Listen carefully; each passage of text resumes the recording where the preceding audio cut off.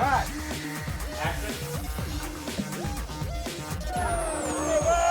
Maybe pull his neck.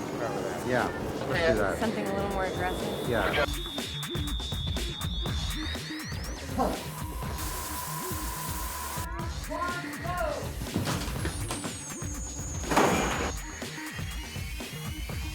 That's the shot.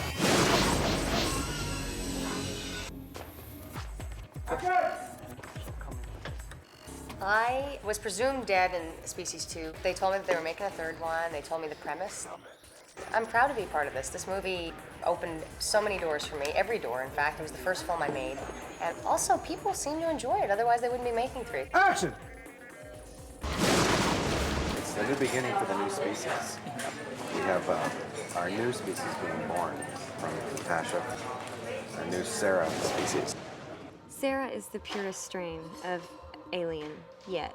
She's even more pure than Natasha's character. To think that I'm actually playing her daughter is just really cool, and the fact that I'm kind of taking over the species role. You know, it's tough to go into a film where you're replacing somebody. It's always awkward, and there's a certain amount of pressure, but it's different, you know?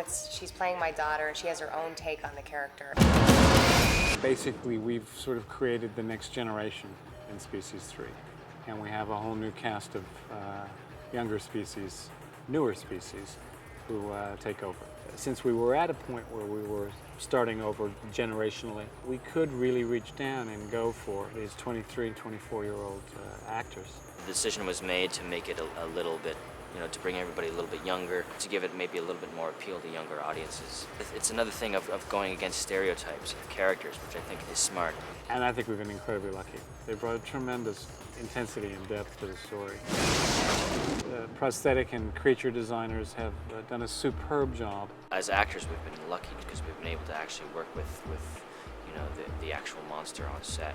We're getting ready to do a close-up on the hero puppet, so we're just doing some last-minute touch-ups on the face visually in terms of the paint, makeup, and color and stuff like that. And I think we're going to be adding some sort of sliminess shortly, too. You know, there hasn't been a lot of stuff where, you know, they're like, hey, this is the monster, you know, look at the stick and things like that. We haven't done anything like that.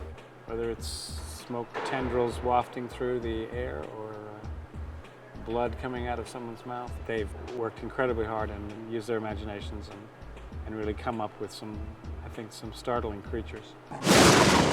There's a lot of sexual and romantic tension going on throughout the movie.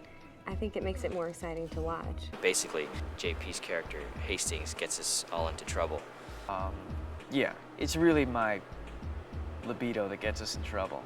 Dr. Rabbit's already cooking up some trouble, but yeah. This half-breed, played by Amelia Cook, shows up at my dorm and starts to seduce my roommate. One thing leads to another. Next thing you know, she's an alien. We're in trouble.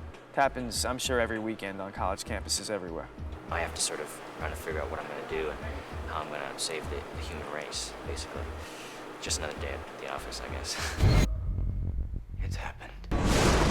Who knew when I was filming this film, you know, gosh, almost 10 years ago now, that it would have the effect that it's had? Species just developed this crazy following. There's just tons of people who love this series, and this will be a great installment.